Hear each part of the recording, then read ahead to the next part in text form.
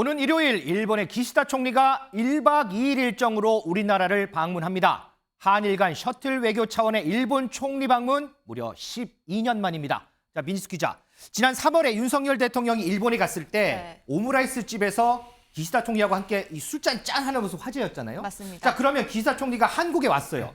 어떤 음식을 함께 할까 관심인데 알려진 게 있을까요? 네, 이 윤 대통령이 며칠 전에 여당 지도부의 만찬 자리에서 직접 메뉴 이야기를 꺼냈다라고 합니다. 네. 기시다 총리에게 한우 불고기, 숯불고기를 대접할 예정이라고 알려졌는데요. 윤 대통령 말씀하신 대로 지난 3월에 기시다 총리와 만나서 스키야키와 우동으로 만찬을 하고 이어서 오므라이스, 햄버거 스테이크와 안주를 삼아서 술잔을 기울인 적이 있었죠. 그런 만큼 이 식사 메뉴뿐 아니라 어떤 술이 올라갈지도 관심이 모여졌는데 윤석열 대통령 어제 한국을 찾은 일본 국가안보국장을 만나서 지난 방일 때는 소주와 맥주를 주셨으니 이번에는 기시다 총리가 자주 드시는 술을 준비하려고 한다. 이런 이야기를 했다고 합니다. 한국식 청주가 이 자리에 올라갈 것이란 전망이 나오고 있습니다. 이 한일 회담 뒤에 만찬은 이 한남동 대통령 관저에서 진행하는 방식으로 최종 조율 중이라고 하는데요. 관저 만찬이 이루어진다고 하면 지난해 빈살만 왕세자가 왔을 때 이후로 두 번째 관저 손님이 되는 것으로 알려졌습니다. 자, 청주를 준비한다. 일본 술은 뭐 사케로 알려져 있잖아요, 민 기자. 그러니까 네. 사케를 이제 한국에는 없으니까 그와 비슷한 이제 청주를 준비하는 모양이군요. 그렇습니다. 자, 이현정 의원님. 네. 정상 간에 이렇게 나누는 음식에는 항상 의미를 담잖아요. 그렇죠. 자, 이번에는 숯불고기를 준비한다고 합니다. 대통령실에서도 아마 많은 고심을 했을 거예요. 이 메뉴에는 어떤 의미를 좀 담았을까요? 그러니까 아마 이 정상회담에서 이제 하이라이트가 만찬 행사이지 않습니까? 그렇죠. 그러면 메뉴를 뭘로 할 것인가 이게 굉장히 아마 실무자사의 고민입니다. 그럼요. 상대방의 취향도 알아야 될 것이고 네. 그리고 또 우리가 어떤 이 음식을 낼 때 우리의 어떤 국가적인 어떤 위상이라든지 이것도 또 표현해야 될 것이고 네. 여러 가지 고민을 하는데 아무래도 이제 우리나라 같은 경우는 이제 외국인들이 좋아하시는 게 숯불고기 그리고 또 뭐 잡채라든지 그렇죠, 뭐 맞아요. 이런 것들이 이제 가장 기본적인 음식이 되니까요. 그걸 이제 많이 접대를 하는 것 같습니다. 그래서 아마 이번에도 이 기시다 총리 같은 경우는 이제 숯불고기를 일단 정한 것 같고요.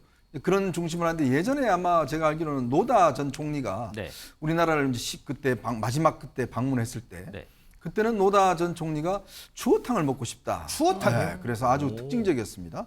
그래서 우리 추어탕을 그때 이제 접대했던 적이 있고 예전에 이제 부시 대통령이 왔을 때는 또 이제 그때는 이 숯불 갈비 이런 것도 이제 준비를 했었고요. 네. 옛날 오바마 대통령은 이제 불고기 이걸 이제 대접을 했었는데 트럼프 대통령 같은 경우는 본인이 햄버거 같은 거 좋아하지 않습니까? 맞아요. 네. 이제 그러다 보니까 아마 트럼프 대통령 같은 경우는 주로 이제 햄버거를 옛날에 일본 방문했을 때 그때 이제 뭐 이 와규에다가 햄버거를 맞아요. 거 네네. 이런 걸 이제 준비를 했었는데 아무래도 일본에도 이제 야끼니쿠라고 이제 이런 구이 문화가 있지만 또 우리하고는 조금 다른 것 같습니다. 일본 같은 경우는 가면 이제 그 계란 노른자에다가 이렇게 찍어 먹는 맞아요, 뭐 이런 맞아요. 문화가 있잖아요.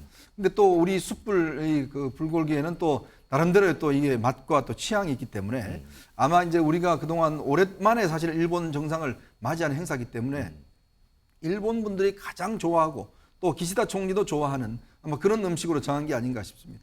참, 이 숯불고기라는 하나의 메뉴에도 정말 많은 이런 의미가 담겨 있는 것 같습니다. 김준 에디터, 이제 사흘 뒤면은 기시다 총리가 방문을 합니다. 그러면 지난 3월에 이어서 다시금 한일 정상이 한 테이블에 앉을 텐데, 자, 이 테이블에 과연 어떤 의제가 오를까? 어떤 의제가 오를 것 같으세요? 방금 전에 지금 대통령실에서 이제 발표를 했습니다. 의제에 대해서 안보, 산업, 과학, 청년, 문화 교류 이거를 논의를 하겠다라고 얘기를 했습니다. 네. 그래서 뭐 안보 같은 경우에는 당연히 이제 북한 핵미사일에 어떻게 대응할 것인가 그리고 지금 이제 G7이 19일에서 21일 일본에서 열리는데 그때 한미일 정상이 만나가지고 한미일 해구산 협의체를 뭐 만들 수도 있다 뭐 이런 보도까지 나왔거든요. 네. 그런 것들을 사전 조율할 가능성이 있는 거고 경제 안보 같은 경우에는 이제 글로벌 공급망에 같이 들어가가지고 어떻게 이제 교류를 확대할 것인가 그리고 지금 양국이 다 화이트리스트에 서로를 올려줬잖아요. 네네. 그래서 이제 교류 협력, 경제 교류 협력을 얘기할 것인데. 문제는 지금 여기에서 나온 것 중에 하나 빠진 게 있습니다. 지금 그런 것 대통령실 같아요. 발표. 예, 과거사. 맞아요. 요거는 이제 아예 언급이 안 됐어요. 그래서 과거사 문제가 이제 실제 의제로 오를 것인가. 의제로 오르지 않더라도 기시다 총리가 과거사에 대해서 사과나 유감 표명을 할 것인가. 어느 수위로 할 것인가. 또 자민당에서 지금 우파들, 강경 우파들은 지금 눈에 불을 켜고 기시다 총리가 무슨 얘기하나 지금 또 지켜보고 있다라고 합니다. 그러니까 이 기시다 총리도 내부 그러니까 국내 정치도 신경을 써야 되니까 그런 부분들을 어떻게 조율을 할 수 있을지 좀 지켜봐야 될 것 같습니다. 자, 박지원 전 국정원장이요. 이번 한일 회담에 대해서 이런 얘기를 내놨습니다. 한번 듣고 오겠습니다. 했던 셔틀 외교가 또 일본 총리가 한국을 방문하는 것은 좋은 일이에요. 그렇지만 지난 한일 정상회담에서 윤석열 대통령이 100% 퍼주는 결단을 했잖아요. 네. 여기에 상응하는 소위 기시다 총리는 우리 국민과 윤석열 대통령의 체면을 살려주는 그런 방안이 돼야 된다. 이현정 의원님, 네. 우리 국민과 윤석열 대통령의 체면을 살려주려면 기시다 총리가 뭘 가지고 와야 될까요? 근데 이제 일본 정치나 외교를 보면요. 그렇게 급작스럽게 변화하는 건 별로 없습니다. 그러니까 변화가 굉장히 늦어요. 네. 그렇지만 한 번 바뀌면 또 이게 잘 바꾸지는 않습니다. 그러니까 일본의 어떤 정치나 외교 스타일이 이제 그런데요. 그렇기 때문에 일본이 어떤 언급을 할 때 그 언급에 대해 조금씩 이제 나가는 측면이 있는 것 같습니다. 근데 이번에 지금 일본의 아키바 국가안전보장상이 와서 한 이야기를 보면 대통령이 지난번에 이제 그 일본에 가서 아주 전격적인 인전 이 포용 정책을 펼지 않습니까? 그렇죠. 그 부분에 대한 이제 좀 보답을 해야 한다. 이런 이제 이야기를 했어요. 그는 뭐냐면 지난번에 같은 경우는 이 기시다 총리가 예전에 일본 정부가 했던 여러 가지 것들을 계승하겠다. 이렇게만 이야기를 했거든요. 맞아요. 네. 근데 이제 구체적인 어떤 내용인지를 잘 이야기를 하지는 않았습니다. 그렇다면 이제 김대중 오부치 선언이라든지 아주 거기에 보면 통절한 반성이나 이런 내용들이 들어가 있는데 그러니까 그런 것을 계승한다고 언급하면서 그 내용들을 다시 한번 반복할지 이런 것들이 이제 제일 관심이겠죠. 그렇지만 일단 뭐 대통령실은 아직까지는 그렇게 크게는 기대를 하지 않는 것 같습니다. 그러면 혹시나 그 김대중 오부치 선언 계승을 한다는 그 입장만으로도 충분한가요, 그러면? 그러니까 그거는 이제 이미 이제 지난번 했으니까, 갔을 예. 때 이제 했던 것이고 만약 거기서 조금 더 진전돼 간다면 그 내용들을 한번 다시 확인하는 그 내용들을 다시 한번 이야기를 하면서 확인하는 정도의 수준 아니겠는가. 근데 이제 기시다 총리가 지난번하고는 지금하고 좀 다른 게 이번에 선거에 이기면서 당내 입지가 상당히 좀 강화가 됐습니다. 당시에는 좀 불안한 측면이 있었는데 네. 그리고 또 나름대로 일본에서 한국에 대한 여론이 상당히 좋아졌다는 측면이 있어요.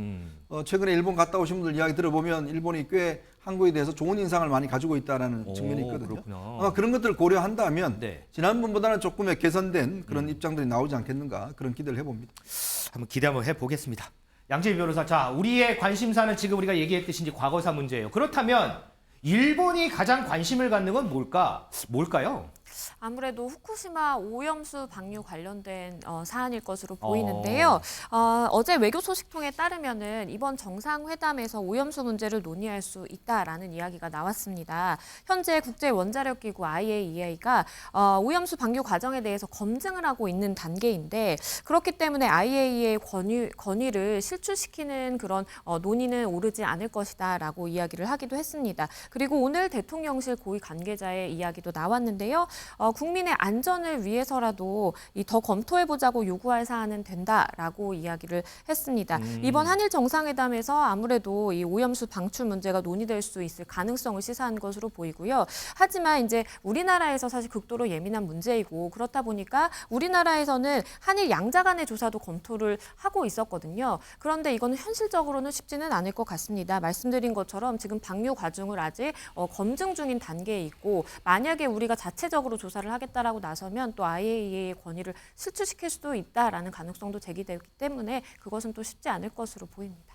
자, 지금 뭐 대통령실에서도 입장이 나온 것 같습니다. 후쿠시마 오염수 문제는 자, 이번 한일 회담 현안에서 제외할 필요는 없다라는 입장을 냈는데 그렇다면 이번 한일 회담의 테이블 위에 이 후쿠시마 오염수 문제가 아마 오르지 않을까 이런 생각도 해보는데 김준일 에디터, 네. 일각에서는 일본이 이 후쿠시마 오염수 문제를 관철시키기 위해서 과거사 문제와 딜을 할 수도 있다라는 얘기들이 나오거든요. 충분히 가능한 얘기인가요? 뭐 알 수 없죠. 그거는 알 수 없고 그러니까 과거사 문제가 지난번에 한일 정상에서 나왔듯이 역대 정부의 어떤 그 담화를 계승한다 뭐 요 정도였는데 그거보다 조금 더 진전된 내용을 또 국내에서는 기대하시는 분들도 있으니까 네. 그거에 대해서는 좀 지켜봐야 되는데 이제 지금 그 후쿠시마 오염수 방류 문제가 테이블에 오를 것이라는 게 사실은 일본 언론에서 먼저 나왔어요. 이게 일본 쪽에서 나온 거라서 일본이 오히려 원하는 거다. 지금 네. 이거에 대해서 한국을 설득하겠다라는 거잖아요. 결국은 지금 수출이 우리 수입이 한국에서 수입이 금지된 품목 후쿠시마산 쪽에 이제 그쪽 연안에 있는 이런 것들을 해제하는 게 일본의 이제 가장 큰 목표라고 할 수 있는 거죠.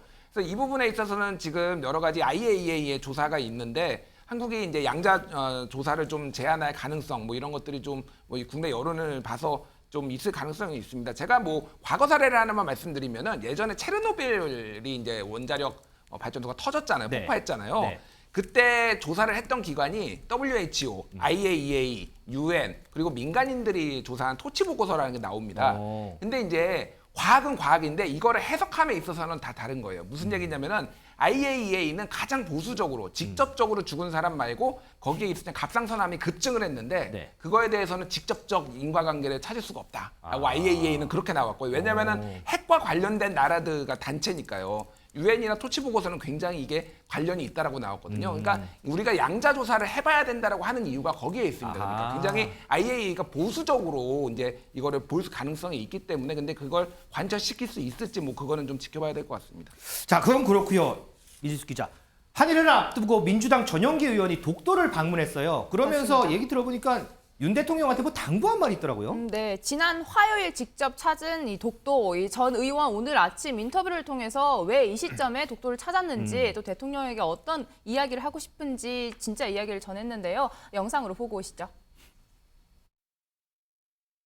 독도는 사실 3월부터 계획을 좀 잡았었는데요. 뭐 한일 구로 외교를 규탄하는 방식 그리고 일본이 지속적으로 본인들 땅이라고 이제 억지 주장을 펼치니까 우리가 그러면 세계인들에게 독도가 우리 땅이라는 것을 한번 알려보자 그런 활동들을 전개해 나가보자라고 마음을 먹었고요. 도대체 무엇을 항의하는지는 저는 전혀 알 수 없고요. 우리가 제주도가도 이렇게 항의할 것인가? 저는 외교부에서 아니다 그런 식으로 하지 마라라고 일축할 게 아니고 우리가 오히려 그런 말을 하는 것에 대한 재발 방지를 요구를 했었어야 된다고 생각합니다. 자, 그런데 반대로요. 국민의힘 하태경 의원은 또 이런 얘기를 했습니다. 하 의원 얘기 좀 듣고 오겠습니다. 일본 국유가 좋아하는 일 해준 거죠. 안 가는 이유가 이제 이 뭐 이명박 대통령 얘기 안 할 수가 없는데 독도 가게 되면요. 일본 국유가 바라는 게 뭐냐면 독도를 이슈화 시키는 거야 자꾸. 우리 입장에서는 우리가 실효적으로 지배하고 있기 때문에 독도를 이슈화 안 시키는 게 국익인 거예요. 그러니까 어쨌든 독도를 이슈화 시키는 것 자체는 일본 국유한테 놀아나는 거다. 이현정 의원님, 여야 두 의원의 상반된 얘기를 들어봤는데 글쎄요. 이번 뭐 한일 간에 협의한 이 주제는 독도 문제는 일단은 거론은 되진 않았는데 이 문제를 거론을 해야 되나요? 안 해야 되나요? 그러니까 이 문제는 사실은 이제 뭐 독도가 우리 땅이라는 거는 뭐 변하지 않는 그렇죠. 사실이고 이거는 뭐 우리의 어떤 그 국가적인 당연한 이제 이 자존심의 문제인데 문제는 예전에 이명박 전 대통령이 한번 독도를 방문하면서 그게 굉장히 분쟁화됐습니다. 또 일본 의원들이 뭐 우리나라 찾아와서 독도를 가겠다 그러고 뭐 하여튼 그때 한번 난리가 난 적이 있어요. 근데 사실 이제 저는 하태경 의원의 어떤 입장이 옳다고 보는 것이 이게 굳이 우리가 이 문제를 그 이슈화 시킬 필요는 없습니다. 자꾸 이거를 지금 이 일본 우익들 같은 경우는 국제 분쟁화 시켜서 국제 재판소로 가서 뭔가 해보자 자료를 가지고 그걸 자꾸 하려고 하는 거거든요. 국제기구에서 일본의 어떤 위상이나 일본의 어떤 영향이 굉장히 크기 때문에 그렇게 할 경우는 본인들한테 유리하다고 판단하는 거예요. 그러나 이걸 우리는 어차피 우리는 여행 가고 우리가 일반은 가는 건데 문제는 이제 정부 고위 관계자들이 국회의원이라든지 이런 분들이 여행 이외의 어떤 이거를 뭔가 여기 가서 하는 그 목적이 과연 저는 득이 되겠는가라는 생각이 듭니다. 우리 국민들 다 아는데 우리 국민들 다 우리 땅에 알고 우리가 다 우리 땅 생각하는데 그걸 굳이 가서 우리 땅이다라고 이야기를 해서 일본에 있는 우익들이 봐라 이거 가지고 문제를 해서 다시 또 뭔가 논란을 불러일으키는 것 저는 이것 자체는 좀 국회의원들도 생각을 해봐야 되는 문제가 아닌가 싶습니다. 자, 오는 일요일 한일 정상이 다시 만나서 논의하게 될 부분들 어떤 해답을 도출할까요? 관심이 많이 쏠리는 부분입니다.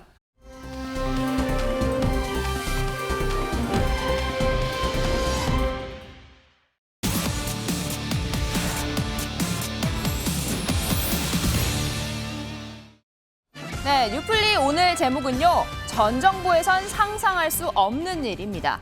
윤석열 대통령 그제 기자단과의 깜짝 오찬 자리를 가졌죠. 이 사진을 자신의 SNS에 올린 전직 환경부 장관 짤막한 글을 함께 올렸습니다. 일회용 컵을 저렇게 내놓고 쓰다니 지난 정부에선 상상할 수 없는 일이다라며 강하게 비판했습니다. 지난 정부 이 글을 올린 환경부 장관이 현직이었던 문재인 정부 때 이야기일 텐데요. 하지만 문 전 대통령도 일회용 컵을 이렇게 들고 청와대를 거니는 모습이 포착돼 이 한 환경단체로부터 텀블러를 선물 받기도 했습니다. 이 전 정권 소환 문 전 대통령의 이야기, 윤석열 대통령이 여당 지도부와 만찬을 할 때도 등장했는데요. 이 만찬의 한 참석자, 윤 대통령이 미국 국빈 방문 당시 이야기를 하는 과정에서 자연스럽게 문재인 정부의 친중 외교 이야기가 나왔다며 윤 대통령, 문재인 전 대통령이 한 것만큼 중국이 대한민국을 예우해줬느냐 이렇게 지적했다고 합니다. 자연스레 6년 전 방중 당시 10기 중 8기, 이른바 혼밥 논란이 재소환됐는데요.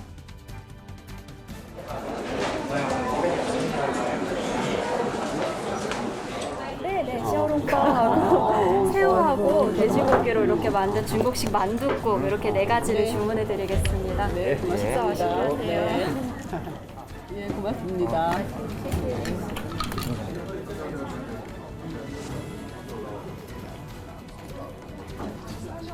여기에 뭐 찍어 먹는다는 거 아니었어요? 예, 맞습니다. 올 거야. 올 겁니다. 금방 튀겨져서. 연lok도 드시고 저희 먼저 여기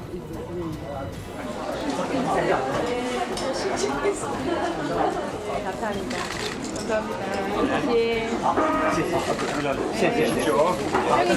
네, 번창하십시오. 중국까지 불려가서 대통령 동네 식당에서 9끼 연속 혼밥이나 먹고 있고 베이징을 비웠다는 리커창은 국무원 상무회의를 주재하면서 대통령을 만나주지도 않았습니다. 망신도 이런 망신이 없고 권력도 이런 권력이 없었습니다. 가히 역대급 망신의 역대급 권력입니다. 말씀을 드리면 저희가 이 중국 일정을 준비를 하면서 정말 치밀하게 기획한 일정이라는 말씀 분명히 드립니다. 그 수억 명의 중국 국민들이 마음속으로 걸어 들어가는 우리 대통령의 모습을 보여드려야 되겠다는 그런 의도를 담아서 저희가 이 식단을 예약을 하고 사전 점검도 하고 했는데요. 오늘 중국의 한 기자가 바로 이 식당 주인을 인터뷰를 하는 소식 들으셨습니까? 네네, 맞습니다. 네. 또 이 가게가 곧 대통령 세트를 출시할 계획이라고 합니다. 문재인 대통령이 드셨던 메뉴 세트를 그대로 출시를 할 예정이라고 하니까 먹어보고 싶네요. 네, 미국 국빈 방문한 윤석열 대통령, 한국계 스타 셰프가 만든 이 고추장을 곁들인 게살 케이크와 소갈비찜, 그리고 된장 캐러멜 소스를 뿌린 아이스크림 디저트를 대접받았습니다. 질 바이든 여사가 12종이 넘는 요리를 직접 시식해 최종 3가지를 골라 직접 고른 만찬 메뉴라고 하는데요. 어제 윤석열 정부 1년 평가 토론회에 참석한 민주당 원내대표는 이렇게 평가했습니다. 의전과 외교 성과는 반비례 관계에 있다는 저는 그런 속설을 한참 전에 들어본 적이 있는 것 같아요. 최근에 정상외교의 이 전체적인 분위기를 보면 이 속설이 그냥 우스개는 아니구나 하는 그런 느낌이 좀 드는 것 같습니다.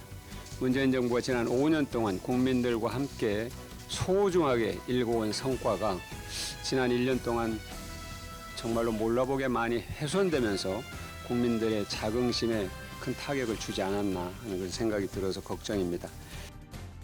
네, 그런데 이 발언 어딘지 조금 익숙한데요. 바로 다큐멘터리 문재인입니다. 여기에 포함이 되느냐 안 되느냐 논란이 됐던 문 전 대통령의 발언입니다. 이 대통령 임기 5년 동안 대한민국 국민이 함께 이룬 성취가 순식간에 무너지는 모습을 보면서 허망한 생각이 들었다, 이런 내용입니다. 이 영화 예정됐던 개봉일을 하루 앞당겨 윤석열 정부 1주년째가 되는 오늘 10일 상영을 시작한다고 하는데요. 영화뿐 아니죠. 이 책방 주인으로도 거듭난 문재인 전 대통령. 일주일 만에 만여 명이 넘게 다녀가 책 5천여 권이 팔렸다라고 합니다. 또 다른 전직 대통령도 공개 행보에 나섰습니다. 이명박 전 대통령 사면 직후 현충원 참배에 이어 지난주엔 MB 정권 문체부 장관이 주연인 연극 공연도 관람했습니다. 오는 15일엔 청계천 산책에 나선다고 하는데요. 이 산책길에 문자로 초대를 받은 이재호 고문과 직접 통화해봤습니다.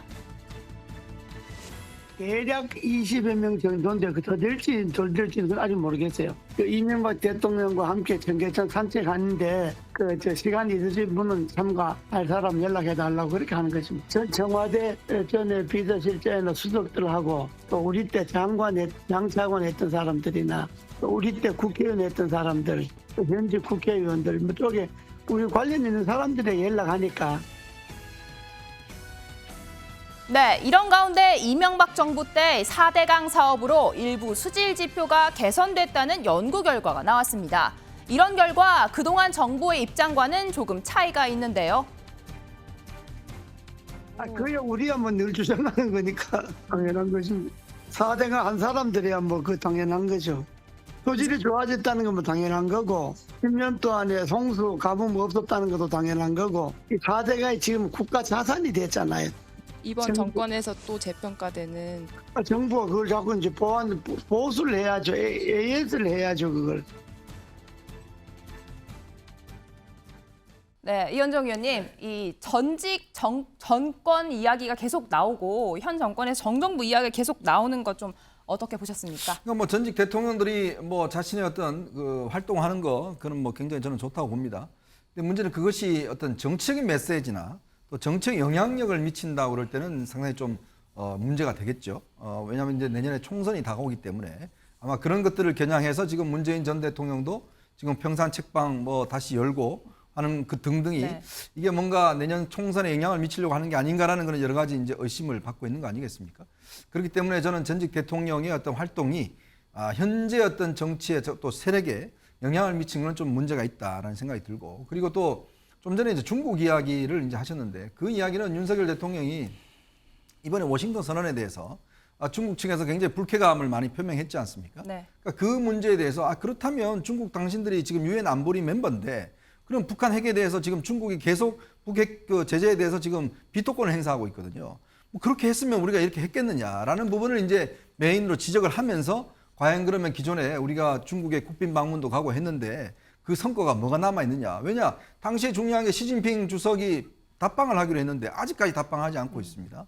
이제 그런 것 등등 해서 당시에 문재인 전 대통령이 중국은 높은 산이고 우리는 작은 봉우리다라고 이야기를 해서 굉장히 좀 문제가 나왔지 않겠습니까? 이제 그런 것들을 지적하는 가운데 나온 것인데 어쨌건 선거가 이제 다가오긴 다가온 것 같습니다. 뭐 전직 대통령도 이제 기지개를 켜는 거 보니까요. 네.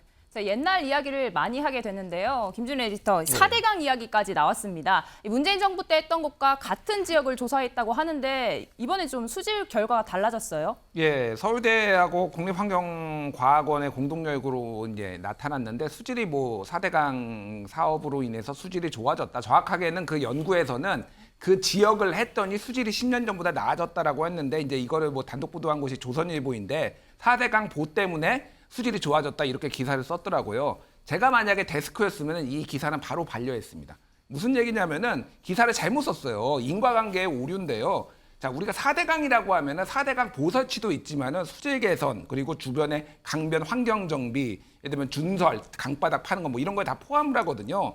그 기사에는 이렇게 써 있습니다. 서울대 최지용 교수가 이렇게 얘기해요. 왜 수질이 개선이 됐냐면 하수 정화시설 확충 등 여러 오염원 저감 대책에 따른 효과로 판단된다. 특히 4대강 사업으로 하수 처리 시설이 600여 개 정도 늘어났고 오염물질 관리와 하수관 정비를 꾸준히 해온 덕이 크다 이렇게 나와 있거든요.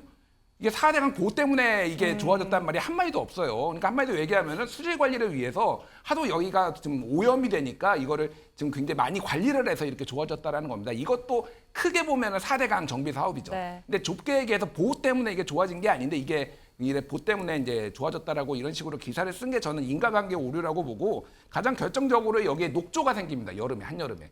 녹조 라떼라고 예전에 막 낙동강에서 이렇게 퍼 올리면은 이게 마이크로시스틴이라는 독성 물질이 나오는데 이게 간에 치명적이거든요.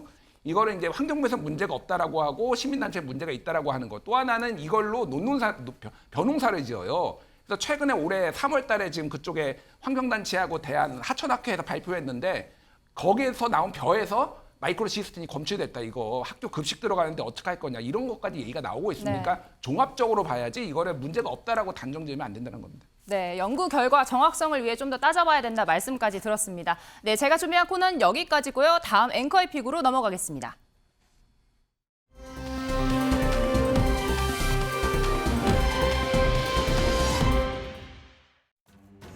정확한 사실관계를 좀 더 파악을 해야 될 필요가 있는 파악을 해본 결과 그러니까 실제로 그 정무수석이 하지 않은 말을 한 것처럼 본인이 과장해서 표현한 것이 불필요한 오해를 일으켜서 그 때문에 상당한 부담을 당해주게 되었다 하는 점에 대해서 평가를 해야 될 것이 아니냐 생각하게 됩니다.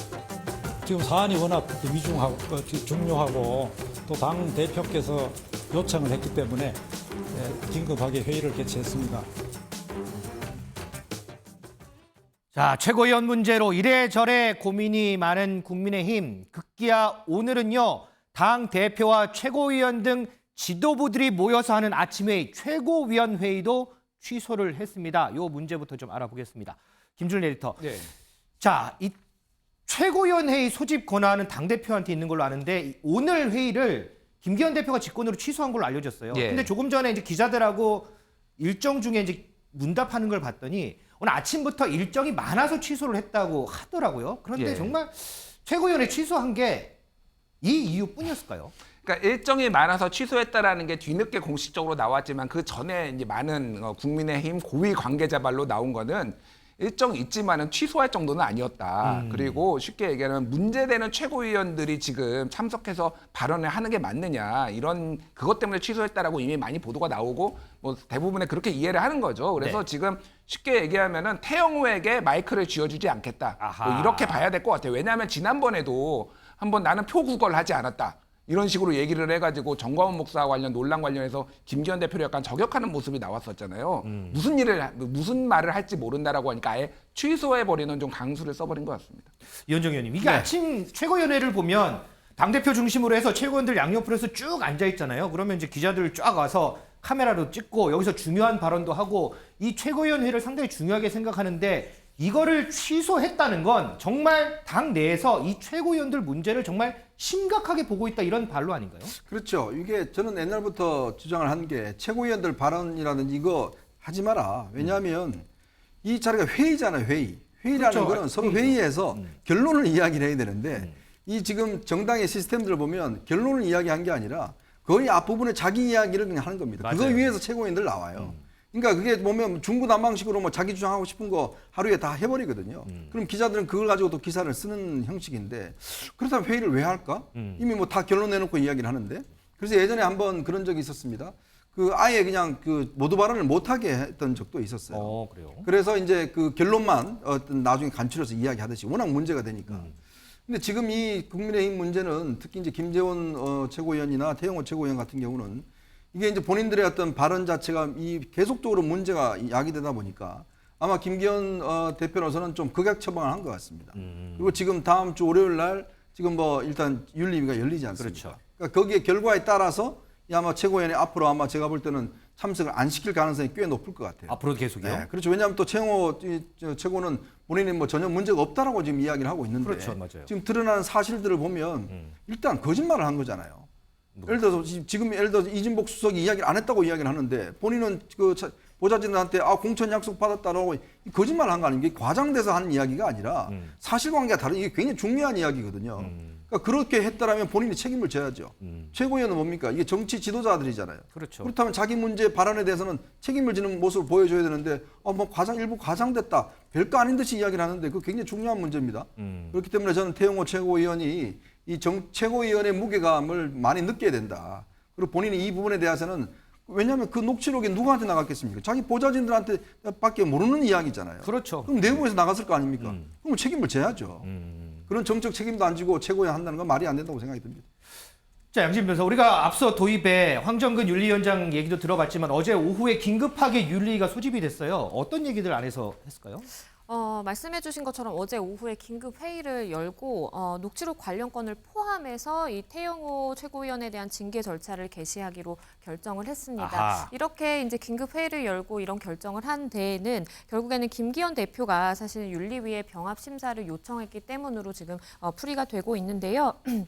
태영호 최고위원 같은 경우에는 사실 지난 1일에 열린 당 윤리위원회 회의에서 제주 4.3 사건 관련 발언 등 잇단 설화를 이유로 징계 절차가 개시가 된 상황입니다. 일단은 윤리위가 파악하기로는요.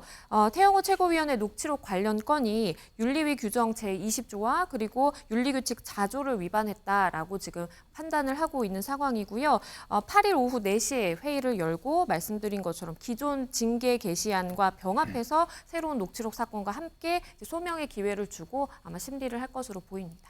김준일 대표, 일전에 이제 이준석 전 대표가 2차례 걸쳐서 징계를 받았잖아요. 처음에 6개월 당원권 정지 징계 받고 또 2차로는 또 6개월 징계 받아서 이제 일토합 1년간 당원권 징계 조치가 내려졌는데 그러면 이걸 병합을 한다. 태영호 최고위원도 그러면 이준석 전 대표하고 비슷하게 이렇게 두 차례에 걸쳐서 징계를 받을 가능성이 있는 건가요? 뭐 그럴 가능성을 배제를 할 수가 없죠. 그러니까 지금 후원금 쪼개기 같은 경우에는 먼저 진상 조사를 하고 추후에 이거를 징계를 할지 말지를 결정한다는 거예요. 당무위에서 한다 그랬고요. 예. 그러니까 이 문제는 지금 가봐야 하는 겁니다. 만약에 별 문제가 없어서 징계로 안 할 수도 있다. 뭐 그렇게 결론이 날 수도 있으니까 알 수는 없지만은 전체적인 기류는 좀 경징계에서 중징계가 불가피하다 이런 기류로 가기 때문에 지금 뭐 여의도 쪽에서 국민의힘 쪽에서 나오는 거는 최소 6개월에서 1년이다. 당원권 정지 6개월에서 1년이다 이런 얘기가 지금 나오고 있습니다. 그러면은 만약에 1년 된다고 한다면 당원권 정지가 되면 국민의힘에서는 공천을 못 받잖아요. 내년 4월이 공천. 그렇죠. 1년이면은 그러니까 9개월 이상만 돼도 사실 공천 못 받습니다. 왜냐하면은 공천을 받으려면 그 전에 당원 자격을 유지를 해야 되니까 6개월만 돼도 사실 감점이 있을 가능성이 있기 때문에 여러모로 불리하지만은 지금 분위기는 어쨌든 거의 뭐 1년 쪽으로 가는 분위기가 아닌가 그렇게 보입니다. 자, 민지식 기자, 이 태영호 최고위원 관련해서요. 청년 보좌관 관련한 문제가 또 새롭게 떠올라요. 맞습니다. 이 쪼개기 후원금 보도한 언론사가 똑같이 보도한 내용인데요. 네. 지난해 7월 이 청년 보좌관으로 일하는 17살 학생의 조부가 태 최고위원에게 300만 원을 후원했고 또 다른 대학생 청년 보좌관 역시 태 최고위원의 지역구인 강남구에서 사업을 하는 사람의 자녀인 것으로 확인이 되면서 논란이 되고 있습니다. 이 태 의원 지난해 보좌진이 참여하는 단톡방 안에서도 청년 보좌진 4명 중에 땡땡땡 회장의 딸은 꼭 넣어줍시다 이런 발언을 하는 등 특정 인물을 지목하면서 이게 뭐 대가성이 아니냐 이런 이야기가 나오고 있습니다. 이현정 의원님, 네. 태 최고위원 측 발언을 보니까요. 이렇게 해명을 했어요. 국회의원실에서 봉사활동을 했다는 것이 굉장한 이게 특혜가 되느냐 이렇게 반문을 했는데 사실 보면 이 봉사활동이어도 국회에서 이런 활동들 해보고 싶어하는 청년들이 상당히 많잖아요. 그러면 그렇죠. 이게 공개로 이렇게 채용을 해서 하면 문제가 안 될 텐데 그런 부분 때문에 지금 논란되는 거 아니에요? 그러니까 이게 사안 자체를 별로 지금 중대하게 안 보는 것 같은데 지금 우리가 공정이라는 이슈 이게 지난 대선 때부터 우리 사회에서 가장 중요한 이슈가 됐지 않습니까? 네. 조국 전 장관 사태가 바로 그걸 이제 이야기해주고 있지 않겠습니까? 그렇다면 그것을 그렇게 비판했던 국민의힘이 이런 식으로 행동하면 안 되죠. 더구나 최고위원이라는 분이 자기 지역구에서 예를 들어서 특정한 회장님의 어떤 자녀를 갖다가 이렇게 청년 보좌관으로 한다? 그럼 그 청년 보좌관 하겠다는 그 지역구에 있는 많은 분들이 있지 않겠습니까? 그렇죠. 청년들이 있고 또 그것을 하라고 정부에서 그 국회에서 지원금을 주는 거 아니겠어요? 지금 이제 이 국회에 보면 9명의 보좌진을 둘 수가 있습니다. 거기에 또 인턴이 한 2명 둘 수가 있어요. 다 지금 정부 국고에서 나가는 거거든요. 그렇다면 이 사람들이 나가서 이 활동을 한다면 물론 본인들이 이게 뭐 정식 어떤 그런 봉사활동 그게 안 들어간다고 이야기하지만 그래도 예를 들어서 국회의원 보좌관을 청년 보좌관을 했다라는 게 어떤 식이든지 이용될 수가 있는 거 아니겠습니까? 그렇죠. 본인의 이제 스펙으로도 될 수도 있고 사회적인 이런 뭐 활동이라든지 이런 그렇죠. 것도 되고요. 그 엄격함이 있기 때문에 이 문제도 저는 문제가 된다라면 책임을 져야 된다는 생각이 듭니다. 알겠습니다. 자, 이런 가운데요. 안철수 의원이 오랜만에 등판을 했네요. 목소리 한번 들어볼까요? 당대표 선거 나갔을 때 이진복 정무수석이 아무 말도 안 하면 아무 일도 일어나지 않을 것이다. 이런 이야기를 한 것도 당무 개입성이 아닌가요? 제가 크게 이렇게 반응을 하지 않았던 이유가 새로운 당대표가 용산과 그렇게 갈등에 휩싸이는 것을 정말로 걱정하고 우려한다는 걸 알기 때문에 제가 그 정도로 했습니다. 사실 그런 일이 있어서는 안 되죠. 그래서 남한테 이야기할 게 아니고 본인께서 아무 일도 하지 않으시면 아무 일도 안 생길 텐데 참 우려스럽습니다. 김준레이터 이게 지금 보니까 어쨌든 안철수 의원도 이진복 정무수석 얘기를 해요. 물론 이진복 정무수석은 뭐 본인이 하지 않았다고 하는데 좀 유승민 전 의원도 SNS 올려서 이 문제에 대해서 상당히 좀 예의주시하고 있던데 글쎄요 계속 이제 시선이 대통령실로 좀 향하는 것 같아요. 어떻게 보세요? 일단 안철수 의원 얘기부터 하면은 그때 참 마음에 이걸 담아두고 있다가 오늘 이렇게 한 방 먹이는구나 뭐 이런 생각을 했습니다. 그래서 상당히 좀 그때 상처가 컸구나 뭐 이런 생각을 하고요. 이거에 대해서는 이제 보는 시각입니다. 그러니까 소위 말해서 공천이 아니라 전당대회 때도 굉장히 많은 당무 개입 논란이 있었죠. 이 전당대회 개입 논란 이것이 정당하냐. 근데 이렇게 했으면은 공천도 그렇게 하겠다라는 거 아니야? 그리고 뭐 이를테면 검사 30명 명단이 뭐 돌아다니네 이런 뭐 이제 사설지의 정보들이 돌아다녔잖아요. 그러면 그런 시각으로 보는 사람들도 있고 아니 아까 전에 이현종 의원님 말씀하시면 태영호 의원은 그럼 거짓말을 평소에도 밥 먹듯이 하고 보좌진들한테 하는 사람이야? 그럴 리가 없어. 저거는 사실이니까 얘기를 했겠지. 뭐 이런 시각도 있는 거고 또 과장해서 얘기했을 수 있어. 태영호가 뭐 이렇게 얘기하는 거 이게 이제 다 섞여 있는 거죠. 그래서 진실은 알 수가 없고 뭐 만약에 수사를 하면은 뭐 그런 가능성이 있겠지만은 이게 지금 수사를 들어갈 가능성도 높지 않으니까 그냥 각자 믿고 싶은 대로 일단 믿는 것 같습니다. 다만 이게 사안이 중요한 거는 박근혜 대통령도 공천 개입, 그러니까 총선과 관련된 공천 개입으로 징역 2년이 있었거든요. 그렇죠. 그 정도로 이게 좀 심각한 문제라고 보수 진영 내부에서도 이렇게 보는 분들이 많기 때문에 어쨌든 이거에 대해서 좀 깔끔하게 좀 지금 대통령실이든 당에서든 좀 정리를 할 필요는 있겠다. 이거에 대해서. 왜냐하면 의구심을 계속 가지는 분들이 나오고 내부에서도 그런 분들이 있으니까. 그리고 이게 또 하나 문제는 지금 그래서 공천을 위해서 다 자기 정치만 할 가능성, 국민의힘 의원들이. 그리고 용산만 바라볼 가능성. 이런 것들이 상당히 커지면은 당이 일사불란하게 안 움직일 가능성이 높거든요. 그런 부분들도 빨리 해결해야 될 부분이 아닌가 그렇게 보여집니다.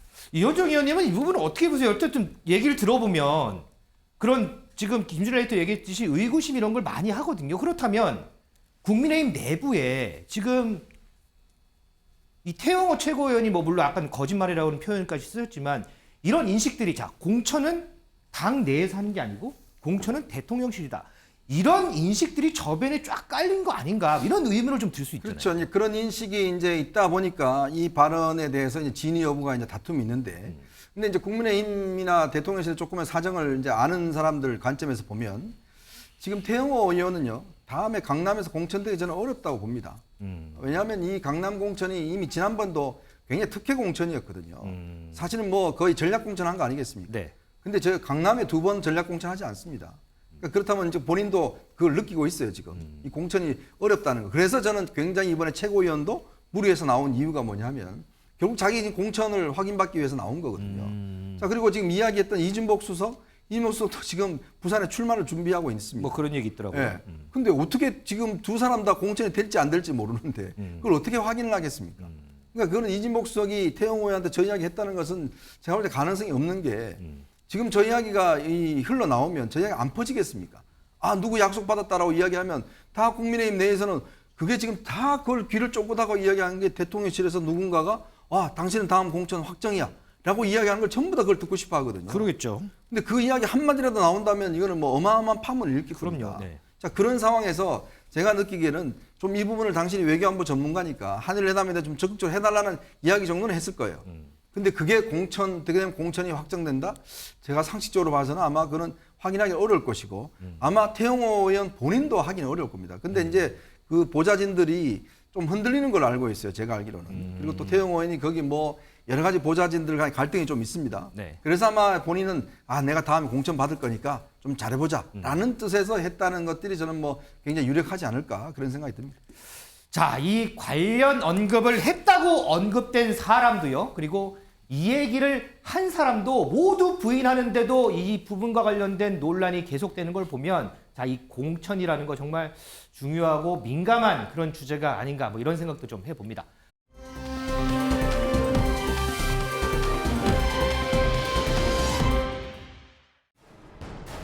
어제 노총에서 좀 돈봉투 관련해서 기도부 조치가 느슨한 거 아니냐 이런 주장이 나갔다는데 어떻습니까?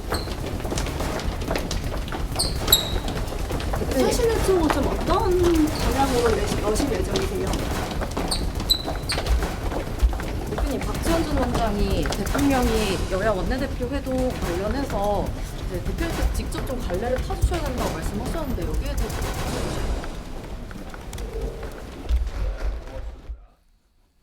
자, 민주당 상황도 좀 보겠습니다. 민지수 기자. 어제 우리가 이제 방송하던 시간에 여의도 국회에서는 민주당이 박광원 원내대표 체제 들어서서 처음 의원총을 했어요. 네. 시간이 겹치다 보니까 저희가 전해드리를 못했는데 거기서 나온 얘기들을 이렇게 종합을 해보면 수위들이 상당히 셌다면서요? 맞습니다. 이 쇄신 의총 이 자유토론장에서 의원 25명이 모두 마이크를 잡고 약 3시간 동안 발언을 했다라고 하는데요. 이 자리 본격적인 이 지도부 성토 자리였다라고 아하. 전해졌습니다. 진상조사는 도대체 왜 안 하느냐, 못하는 이유 이재명 대표 사법 리스크 때문 아니냐 이런 이야기로 이어졌습니다. 현장 발언 듣고 오시죠.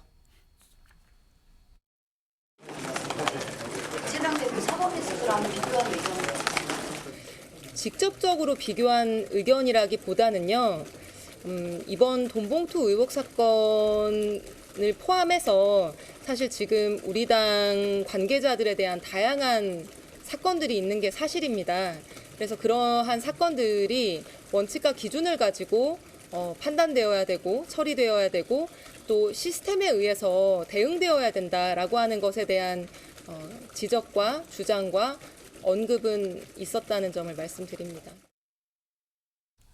네, 이 자리에서 비명계 김종민 의원도요. 이 검찰 수사가 이어지면 앞으로 이런 상황 계속 발생할 텐데 그때마다 다른 기준 적용하면 국민 신뢰를 얻을 수 없다. 이재명 대표를 겨냥한 듯한 발언을 했다고 전해졌습니다. 자, 지금 민주수 기자가 얘기했던 이 발언하고 비슷한 발언이요. 국민의힘에서도 나왔습니다. 좀 듣고 오겠습니다.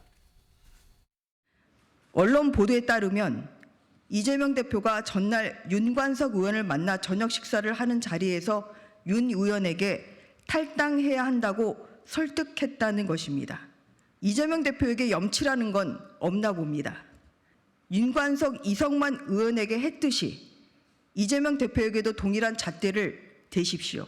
돈봉투 의혹과 관련해 당사자로 지목된 윤관석 의원과 이성만 의원 등 떠밀려 자진 탈당을 외쳤고 이로 인해 민주당식 꼬리 자르기 시즌2가 시작됐습니다. 김윤리 에디터, 다른 의원들은 다 탈당했는데 왜 기소되고 재판받는 이재명 대표는 그대로 있느냐. 이거 같은 잣대로 적용해라.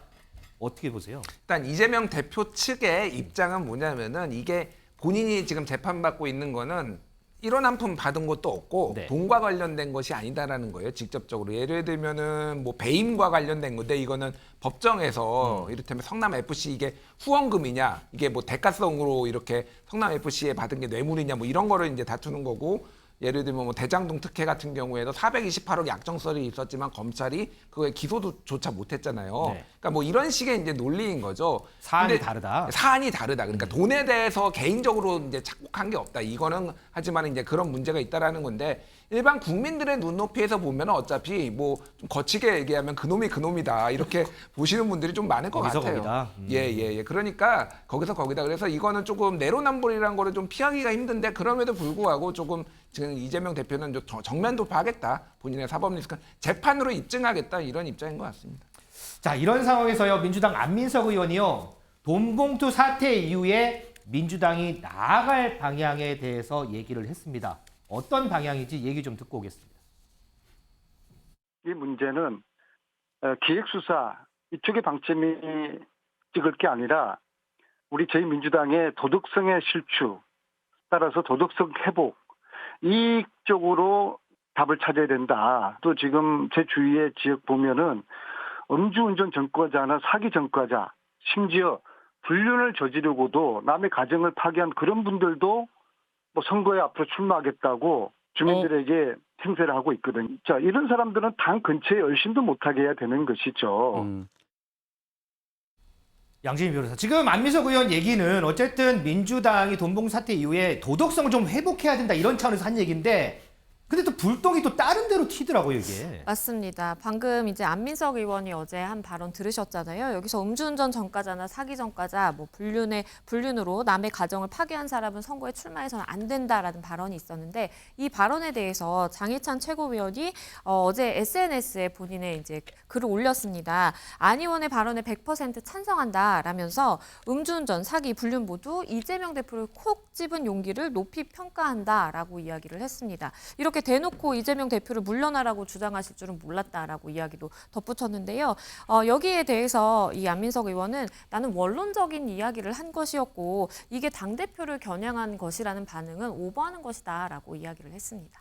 이현정 의원님, 네. 뭐 당대표 견학한 거 오버한 거다 이렇게 얘기를 했지만 어쨌든 지금 나오는 얘기들 우리가 논의했던 이것들 다 보면 어쨌든 기승전 이재명 대표인 것 같아요. 이게. 그러니까 모든 어떤 이 원인 자체가 그러니까 이재명 대표 본인의 어떤 사법 리스크가 그러니까 판단의 기준이 되다 보니까 지금 원래 정상적인 상황이라면 이 돈봉투 사건은 굉장히 큰 사건 아니겠습니까? 네. 그러면 당에서 당연히 진상조사를 해야겠죠. 그리고 징계위원회를 해서 뭐 나중에 어떤 사법적인 결과와는 달리 판단을 해야 되는데 문제는 이제 이 대표와의 이 문제를 그렇게 못하다 보니까 나머지들은 왜냐하면 지금 민주당은 기준이 다릅니다. 자 이번 의원들은 다 탈당을 시켰어요. 근데 그 직전에서 노웅래 의원 불체포특권 통과 그 면책특권 통과했지 않습니까? 그렇죠. 그다음에 기동민 이수진 의원 두 사람들은 다 당원에 따라서 이게 정치 탄압이다. 라임 그 펀드 사건 김봉현으로부터 돈 받았던 혐의를 받고 있는데 문제는 두 사람도 정치 탄압이다. 라고 해서 당원 80조 적용을 했어요. 네. 자 노웅래 의원도 마찬가지입니다. 그러면 그 전 사람들은 정치 탄압이고 뒤에 돈봉투는 그냥 일반 부패다? 무슨 기준으로 이렇게 이야기를 할 수 있는 건지. 그리고 이재명 대표 본인은 그러면 이거는 어떻게 봐야 되는 건지. 왜냐하면 딴 사람을 탈당하라고 그러면서 자신은 지금 대표직을 계속 유지하고 있잖아요. 네. 그러니까 이게 결국은 결국 본인 스스로가 뭔가 기준을 못 정하니까 계속 어제도 의총에서도 그런 이야기가 나오듯이 이 기준이 명확치 않으니까 자꾸 흔들리고 있는 게 아닌가 저는 그런 생각이 듭니다. 김준일 이 기준 얘기하니까 이제 요게 좀 궁금해요. 윤관석 이성만 의원이 어쨌든 탈당을 했어요. 탈당을 했는데 그럼 이제 무소속 의원으로 남아 있잖아요. 그럼 이제 검찰에서 지금 돈봉투 의혹과 관련해서 이제 수사를 하고 있어서 혹시나 윤관석 이성만 의원에게 구속영장 청구를 했어요. 그러면 국회에서 어쨌든 의원이니까 체포동의안 표결이 이루어질 거 아니에요. 네. 자, 그러면 과연 민주당은 어떤 선택을 할까? 이 부분이 상당히 궁금하거든요. 이게 그러니까 뭐 당론으로 정하지는 않을 거고요. 심지어는 이재명 대표의 체포동의안과 관련해서도 당론으로 정하지는 않았습니다. 다만 물론 이게 그렇죠. 예. 그런 식으로 이제 분위기를 좀 잡았습니다. 그런데 지금 민주당 쪽 얘기를 좀 들어보면은 만에 뭐 그 체포동의안 얘기까지 구체적으로 나오지는 않았지만은 의원들 개개인이 좀 냉정하게 평가할 가능성이 굉장히 높아 보입니다. 냉정하게요? 예, 그러니까 뭐 체포동의안이 저는 통과될 가능성이 높다라고 이번 사안에 대해서는. 그러니까 그럴 가능성이 상당히 있어 보입니다. 그거는 물론 이제 그 혐의에 대해서 구체적으로 또 보고서 의원들이 좀 판단을 하겠지만은 왜냐하면은 지금 쇄신론이 굉장히 강하게 일고 있거든요. 그렇죠. 다음 주 수요일에 제가 그 뭐 토론자로 이제 발제자로 참여도 하는데 더 좋은 미래에서 이거와 관련해서 조금 강도 높게 조금 토론 민주당의 개혁 방향에 대해서 얘기를 또 하려고 하고 있고 개별 단위에서 의원들이 좀 강하게 좀 당의 쇄신을 요청하고 있어요. 그러니까 의원총회도 이제 열리고 그런 분위기로 봤을 때 이거를 뭐 통과를 안 시킨다 체포동의안을 그럼 또 방탄 이거가 그러겠죠. 생기잖아요. 물론 그거를 통과시키면은 또 이재명 대표와 비교하면서 또 뭐 이중잣대 또 생기겠지만은 이거는 좀 정변 돌파해야 되겠다는 민주당 의원들의 좀 의지가 강한 것 같습니다. 자, 이제 뭐 가정법이긴 합니다. 만약에라는 가정이 붙긴 하지만요. 혹시나 체포동의안이 국회로 넘어왔을 때 과연 민주당이 어떤 이런 표결을 할지 이 부분도 좀 관심이 쏠리는 대목인 것 같습니다.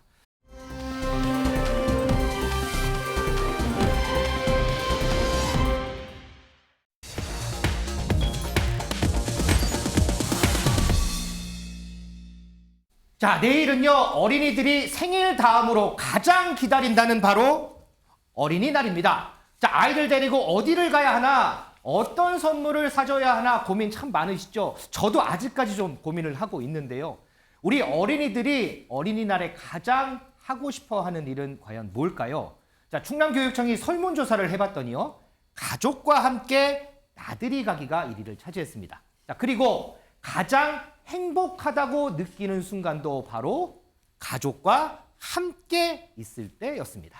자, 친구들도 있고요. 요즘엔 뭐 스마트폰 등 혼자서 시간을 보낼 수 있는 것들이 참 많음에도 불구하고요. 우리 어린이들이 가장 소중하게 생각하는 거 역시나 가족이었습니다. 더불어서요. 고민이 있을 때 상담하는 대상 역시 부모님이 1위를 차지했습니다. 자, 따뜻한 보살핌을 받을 권리가 있는 우리 어린이들 특히나 가정에서요. 이렇게 따뜻한 보살핌을 받는다면 그 행복감 무엇과도 바꿀 수 없지 않을까 싶습니다. 자, 그리고요. 어린이들이 이 친구들로부터 가장 듣고 싶어 하는 말이 바로 야, 같이 놀자 이 말이었다고 합니다. 아빠나 엄마가 가정에서 이 말을 아이들에게 해주면 친구들에게 듣는 것보다 더 좋아하지 않을까 싶은데요. 저도 오늘 당장 퇴근하고 집에 가면요. 우리 아이들한테 같이 놀자 이런 얘기를 한번 해봐야 되겠습니다. 자, 그런데 이 어린이날을 앞두고요. 가슴 아픈 사건 사고들이 이어져서 참 먹먹해집니다. 요 얘기 좀 해보겠습니다. 자, 양지인 변호사. 어제 새벽에요. 이 서울에서 30대 가장하고 1살 배기 갓난아이가 숨지는 사건이 있었어요. 맞습니다. 어제 시간으로는 4시 45분쯤이었고요. 서울 노원구의 한 아파트에서 일가족이 숨지는 사건이 발생했습니다. 이 남성은 사망 직전에 본인의 아버지에게 전화를 해서 내가 잘못한 것이 있는데 참 감사하다, 고맙다라고 이야기를 했다고 합니다. 그래서 이제 아버지가 뭔가 불길한 마음이 들어서 경찰에 신고를 해서 경찰이 현장에 가보니까요. 방 안에는 아내의 시신이 있었고 아내의 혈흔이 흉기에 묻어 있었다라고 합니다. 파악을 해보니까 이 남성 아내를 살해한 뒤 본인은 아이를 데리고 나가서 함께 투신한 것으로 지금 결론을 내리고 있습니다. 양 변호사, 근데 이제 보니까 그제인가요? 전날에 이제 평택에서도 좀 비슷한 일이 있던데 이게 보면 보통 이제 자식이 부모를 이제 뭐 이거 사건이니까 살해하면 일명 존속 살해 이렇게 해서 이제 가중처벌 받잖아요. 근데 이런 사건들 같은 경우는 어떻게 되는 건가요, 이게? 말씀해주신 것처럼 본인이나 아니면 배우자의 이제 직계 존속을 사실 살해를 하면 일반 살인죄보다 더 가중 처벌을 받습니다. 존속 살해죄도 별도로 마련이 되어 있고요. 사형까지 가능한 범죄입니다. 그럼에도 불구하고 본인의 비속, 직계 비속을 살해했을 때에는 사실은 영아 유기죄라든지 아니면 영아 살인죄를 보면 형량이 더 낮거든요. 일반 살인죄에 비해서. 그래서 이 부분은 사실 개선이 돼야 된다라고 보고 예전에 헌재 판례에 따르면은 뭐 우리의 유교 사상이 반영된 것이다라고 이야기는 하는데요. 유교 사실 사상이요? 그렇죠. 이제 죄질이나 아니면 비난 가능성을 봤을 때 존속을 살해하든 비속을 살해하든 그건 사실 똑같다고 보거든요. 둘 다 가중 처벌해야 되는 요소들이 있지 않은가라는 생각을 합니다. 자, 매년 보면요. 수십 명의 아이들이 자신의 삶도 펼쳐보지 못하고 허망하게 숨지는 일이 참 많습니다. 관련된 대책도 좀 빨리 마련이 좀 돼야 되겠습니다.